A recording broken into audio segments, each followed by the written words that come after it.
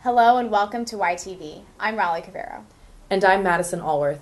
We begin our show with tragic news tonight.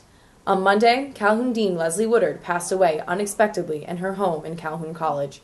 In an email Monday afternoon, Yale College Dean Mary Miller informed students of Woodard's passing, which appeared to be the result of natural causes. Calhoun Master Jonathan Holloway had this to say about Dean Woodard. She touched everybody here. And as I've come to understand it, her loss, her departure, meant that 420 people lost a really cool aunt at the exact same moment. And that's devastating. We'll get through it all, but I've been discovering the last week all these other ways in which she had been interacting with students, with staff, within Calhoun, outside of Calhoun. She had a tremendously large and positive impact, and we miss her terribly. At a candlelight vigil in Calhoun on Monday night, Woodard's beloved Motown music filled the air as students gathered to honor her memory. Woodard taught a creative writing class called Introduction to Fiction and had served as Calhoun's dean since her arrival to Yale in 2007. She was 53 years old. On Tuesday, another Yalie received a Nobel Prize. Sterling Professor of Economics Robert Shiller won the Nobel Prize in Economics alongside Professors Eugene Fama and Lars Peter Hansen of the University of Chicago. The three conducted research on empirical analysis of asset prices.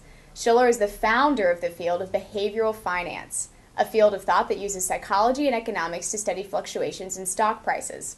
Many find that Shiller and Fama's findings are contradictory to each other. However, Dirk Bergman, chair of the economics department, thinks that the joint Nobel Prize is a good resolution to the ongoing debate. If you'd like to take a class with Shiller, you're in luck, because he's scheduled to teach the introductory macroeconomics lecture in the upcoming spring semester. But that's not all the economic department has to cheer about. On October 9th, President Obama nominated Janet Yellen to be chair of the Federal Reserve, which would make her the first woman to ever serve in the role. Yellen, who received her Ph.D. in economics from Yale University in 1971, has been vice chair of the Federal Reserve since 2010 and previously served as president of the Federal Reserve Bank of San Francisco. From 2000 until 2006, Yellen also served as a member of the Yale Corporation. Many Yale professors, including Sharon Oster, Robert Shiller, William Brainerd, and Ray Fair, signed an open letter to Obama in September in support of Yellen's historic nomination. And perhaps nobody at Yale is more excited about the news than those in the economics department here at Yale. We now go to Nicole Nerea for more. Nicole? Thanks, Maddie. We touched base with female undergraduates studying economics to see if they perceive Yellen's historic nomination as a victory for women in the field of finance. I don't know if she aspired to this kind of high-profile position at the Fed when she was our age, but it's really cool for us to see that that's possible years down the road, and especially econ, the reputation, econ, the Fed, finance, these are all very male-dominated areas, and to have a woman who has been also, she's paid her dues, she's been vice chairman for a while, and to see that you can really just move up and not just through a connection or something like that, you can really earn your way. At Yale, economics is still dominated by men. A Yale College report indicated that since 2007, twice as many males have enrolled in the major as females. But students acknowledge that the story of Yellen's nomination is not just symbolic for women in finance. I do think it's important. I do think it's obviously newsworthy that she is the first woman to hold the post, but I think almost all the articles I've seen so far have also been very descriptive about her time in San Francisco, her time as vice chair. And so I don't think it's necessarily a downside that they mention that she's a woman, but I do think it's important to remember that that's not, or should not be, the focus of the announcement that she has received a nomination. She has really firm beliefs about the role of government in the economy and supports a little bit more of an expansionist policy. She supports quantitative easing. She supported the stimulus package. So I think that she is not just, a win for women in general, but also a win for liberal economists. Students suggested Yellen's rise might also be indicative of upcoming success for women in other public spheres. Okay, chairwoman of the Fed, next is female president. I think that that's the biggest thing that people are talking about, which is really cool just to see that even the fact that it's not such a big deal, I think is a huge sign of progress. Yellen's previous policies suggest that if she does assume this historic post, she will likely push to lower interest rates, which would control unemployment over inflation. For YTV, this is Nicole Nerea. Back to you. Thanks, Nicole. Yellen's nomination is expected to clear Senate with strong support from the chamber's 53 Democratic members. The New Haven mayoral race is now only 2 weeks away, and the candidates are neck and neck in fundraising numbers. Updated campaign finance reports show that both Alderman Elliker and Senator Harp raised a little over $100,000. The difference lies in their sources for revenue. Elliker received more significant individual donations from Yale affiliates than Harp did. Harp only received 3 donations, over $370 from Yale affiliates. The majority of her donations came from across the city and the state. Elliker said he did not specifically target Yale affiliates, but that this concentration of donors reflects his broader fundraising strategy, targeting people within New Haven. Harp's campaign manager, Jason Bartlett, said that Elliker's success stems from Yale professors living in his aldermanic ward, East Rock. And with the aldermanic election around the corner, the claws have come out. 2 weeks ago, the Chandler campaign released posters that claim incumbent Sarah Idelson has failed to be present on campus. The posters also claim that she has not been an effective voice for students and that she is beholden to New Haven unions. Idelson responded by stating she is regularly available on campus, has spoken at many meetings, and that her employment by Union Local 34 does not compromise her position in representing the interests of Ward 1 residents. The aldermanic election is November 5th. And this fall, the Beinecke continues its 50th anniversary celebration with special exhibits and shows to showcase its treasures to the Yale community. We go to Celine Tien for more. The Beinecke Rare Book and Manuscript Library was founded in 1963 in order to house and preserve Yale's rare books and manuscript. Although most people know these books for their ancient and historical content, the process through which they arrived at the Beinecke is a story of its own. As simple as a catalog, and there's a book that I see that we have, it's by an author whose collection we have, and I look and we don't have it, and it's a matter of just calling them up and saying, can you please send me a book on page 15? Or it could be a donor who says, I have a great collection of Gertrude Stein books. Well, there are auctions. We don't go to auctions, but we hire somebody to go and actually sit at the auction, and we say, go up to this level. Currently, the library is home to about 500,000 volumes and several million manuscripts. Once a book or manuscript is purchased by the library, it tends to remain in the collection for a long time, unless it is a duplicate of a current holding. You will get a donation of someone's library, for example, and we might find that we have a lot of those books already, and we might sell some of those on the secondary market. Not so much to make a profit as to just get rid of them. For books that arrive at the Beinecke in a poor or aged condition, the library places special emphasis on preservation and reconstruction.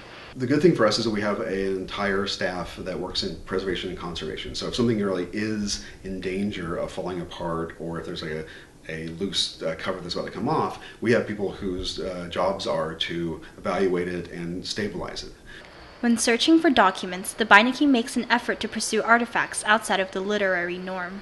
Manuscripts are important, letters are important, but also diaries, sometimes financial receipts. Those are the things that actually tell part of the story that future biographers and critics are going to want to detail. So we actually do try to cast a very broad net over what we consider archives.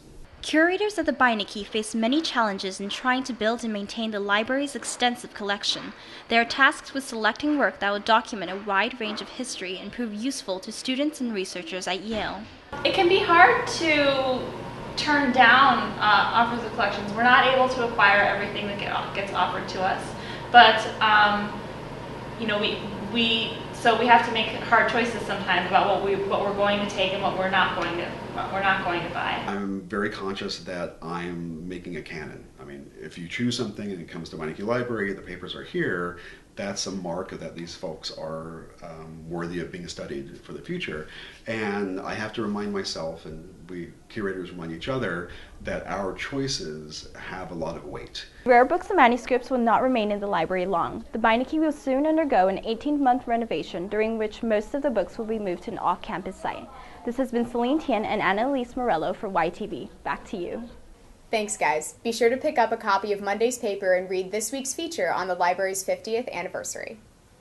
Many Yaleys walk past a remarkable historic landmark every day, yet never enter its gates. Reporters Alero Egby and Stephanie Xiao bring us inside. The Grove Street Cemetery, built in 1797, pioneered the idea of celebrating the lives of the deceased. The cemetery's amazing story began with the New Haven Green, the city's original burial grounds in the 1600s and 1700s, began to run out of space. The Grove Street Cemetery is the first cemetery in the world to have a real plan, like a city plan. And it's laid out in streets and avenues similar to the 9 squares of New Haven. The cemetery's 18 acres house many icons of American and Yale history, such as Yale's Roger Sherman, the signer of all 4 founding American documents, Walter Camp, the father of American football, and Josiah Gibbs, the name behind the chemical concept of Gibbs free energy. We have 14 Yale presidents that are in here. We have professors in here. As you know, we have students in here. And so the people want to be next to where they had a great life, where they studied well, they were admired, and so they want to be closer to home. They don't want to leave school. Of course, even with all its history, it's still a cemetery. The familiar quote on the front gates remarking that the dead shall be raised might sound chilling to some, but it's intended to provide peace and reassurance to the grieving. The cemetery is always about life. It's always about hope. When we look at the different people that come in here and how we are connected, we should never be discouraged by someone's death, but we should be encouraged by their life. The effect of this is palpable, if not always appreciated. It says, and the dead shall be raised, and the sort of running joke to that is, yes, the dead shall be raised, but not until Yale needs the land. In fact, the 2 new residential colleges slated for completion in 2017 will be located behind the cemetery and closer to Science Hill. This means that students have even more reason to visit. They come in to study. People walk in here for health reasons during their lunchtime. They come to meditate, just to relax. I like to just think about the fact that there are some really important and famous people who've changed the world. The Grove Street Cemetery, with its groundbreaking architectural and philosophical foundations, is a National Historic Landmark and certainly one of New Haven's hidden gems. This has been Stephanie Xiao and Alero Egby for YTV. Back to you. Thanks, guys. To book one of the roughly 1,000 plots left, or for tour information, go to grovestreetcemetery.org. Throughout the years, many Yale athletes have wondered why some of the school's athletic facilities are so far from campus. We take you now to Georgiana Wagman for more on the history of the 15-minute trip to Smilow Field Center and how it's affecting Yale athletes today. Every day, Yale's athletes load the bus from Payne Whitney Gym to make the trip to the off-campus athletic facilities. But in Yale's earliest years, student athletes looking for a place to play didn't always have the luxurious space the facilities offer today. The students mainly used the green to begin with, or the sort of so-called front yard or lawn area of the college. But as Yale began to grow larger and they needed to fill in that space, the students on their own had to look for other places to play. It was not until 1880 that a plot of land on Derby Avenue was purchased to create Yale Field, which stood where the Smilow Field Center is currently located. The Yale students put together their money and bought a large piece of land on Derby Avenue in the site where all the athletic fields are today. It didn't take long for the purchase to pay off, as facilities began to develop and attract thousands of fans and athletes participating in a wide variety of sports. With the construction of the Yale Bowl in 1914, Yale's off-campus athletic presence was raised to an entirely new level. The building of the Yale Bowl across the street was a tremendous step forward because the Yale Bowl was the largest amphitheater since the Roman Colosseum. It was not uncommon to get crowds of 60 and 70,000 and more. The trip from Yale's campus to the fields was significant without cars and buses, but Yale's student athletes did not let that stop them from participating. Students, mainly boys then, were looking for exercise, and the 2-mile walk was not that arduous. There were trolleys in New Haven, horse cars to begin with, and then the actual electrified trolleys came to New Haven in 1892. More than 100 years later, Yale students today continue to make this commute. However, the trip, which requires for students to wait for buses on the 15s, can prove to be time-consuming for the busy student athlete. When we're having to go to practice, we practice every day from 3 to 6, but we leave at 2:15, and then by the time we get back to dinner, it's like 6:30. By the time we're done with dinner, it's 7. So it's really like a 5-hour ordeal instead of just a 3-hour practice. Yale fans looking to show their support often prefer to attend on-campus contests within walking distance of all 12 residential colleges. If you go to volleyball games or basketball games, you have so many fans compared to soccer or lacrosse or tennis. We don't get that many. Since it's a lot more accessible, we're able to get a lot more fans than we would if we were further away or if people had to take a bus. Though the off-campus location may lead to a lower turnout, it does provide some definite advantages to Yale student athletes. Having a few minutes on the bus to prepare for practice would be nice. Maybe it's a time when people listen to their own music and get into their different moods. I think you're able to have a little bit nicer facilities. If you have them off campus, you have more room. With the fall season in full swing, the Yellow school buses are busier than ever, with hordes of Yaleys traveling the same path every day that Yale's earliest athletes did over 100 years ago. For YTV, this has been Georgiana Magman. Back to you. Thanks, Georgiana. It's certainly a relief that Yale students won't have to take a horse and buggy out to the game this year.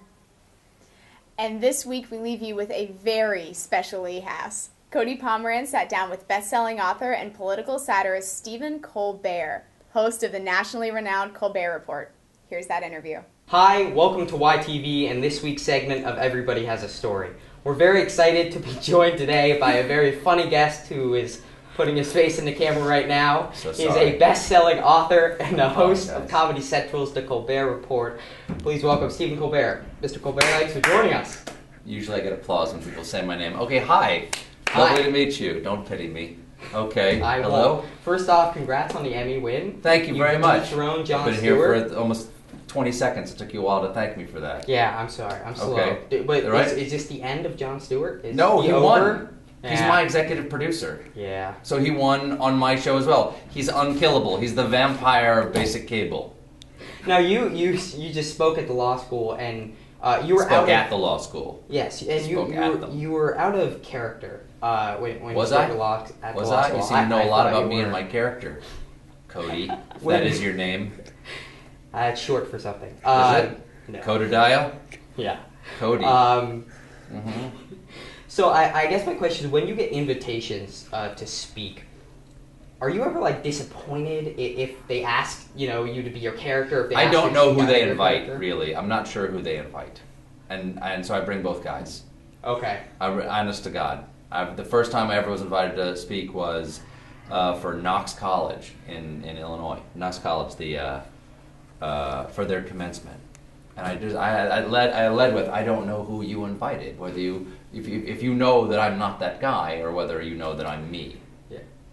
Well, are there certain times though that you agree with your character? Yes. You don't want to let the audience know that? Yes. There are times when we'll be working on it and one of my writers or one of my producers will say, "Oh, you mean this one?" And I'm like, "Yeah, I mean this one." So the writers know, but the audience. Oh, they always know, yeah, because because what we do in the show is that we do a deconstruction of the news, like John does. I don't know if you saw what I was saying before, but Jon Stewart does a deconstruction of the news. He basically takes the news story and he lays it out like parts on a lawn and goes, "Look, this is what they're actually saying," and then makes jokes on those individual parts. Here I am talking about how Jon Stewart does his job, as if I really know how he does his job, but that's how I perceive it. But I'm sure you could explain it better. But what we do is we do a partial deconstruction, and then I reconstruct it in another way. And when we do that partial deconstruction, you actually have to know how you feel about every part of it before you put it back together, because you have to know what shape you want your monster to be in when you're done.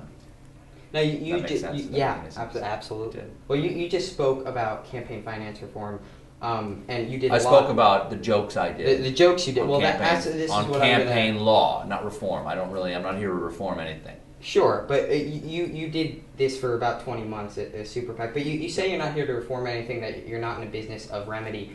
But do you have a positive reaction? Is it good for you when you see people mobilize because of what you've taught them about campaign finance law, what you've illuminated? I don't know. I don't know if that. I've never had that experience of people mobilizing. I've never had an honest. I don't think I've had an honest mob at my back. And by honest, I mean that every mob at my back knows the game I'm playing, and they're in it for the joy of the game. Now, it can be about something that matters to them, like elections or like campaign finance, but they all know that we're there to play a game about what's happening. We're not there to do what's happening. I don't want to be in politics. I want to talk about politics. I want to make jokes about politics. Now, Jon Stewart, who also makes jokes about politics, he took 3 months off this summer to go direct a movie. So he says, I haven't seen it. There's been no evidence so far. I know he grew a beard. Yeah. I know no other evidence so far that he did anything other than just not do his show. Are there projects outside of comedy that you want to do like that? Something, you have a script or something like that? Because I'm desperate to get out of comedy. I'll give you one. Something serious. I want to be the romantic lead in something. I love what I do. I love what I do. I don't want to. I want to do comedy. Long ago I realized this is what I'm good at. I hope, and I'll do it until I'm not having fun anymore, or rather, the audience isn't having any fun at my fun. I came after you wanted to be Hamlet, right? I did. Yeah, when I was younger, I was really, really involved with my own misery and emotions, and I was not very good at doing that professionally. But I got much better when I started making jokes professionally. Now, we want to end with this very quick speed round of quick one-answer questions. So, number one, book you're currently reading? 10th of December by George Saunders. Favorite recurring guest on the show? Probably Neil deGrasse Tyson. More likely title for Bill O'Reilly's next book, Killing McKinley or Almost Killing Reagan? Strangling Garfield.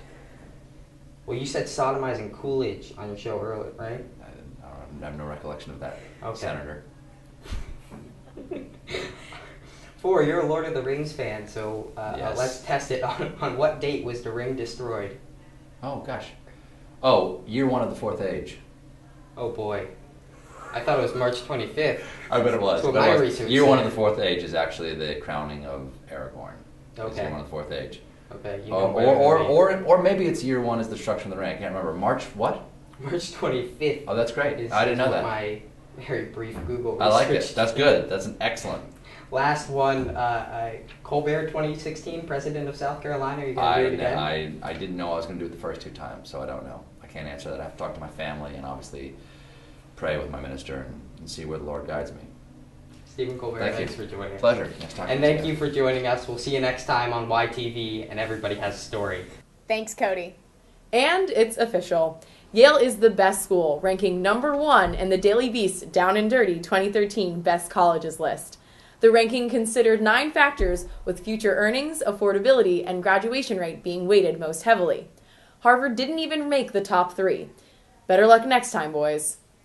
And thanks for watching YTV. We'll see you here next week in the YTV studio on 202 York. Join us Sundays at 5 because it's your Yale, your week, and your news.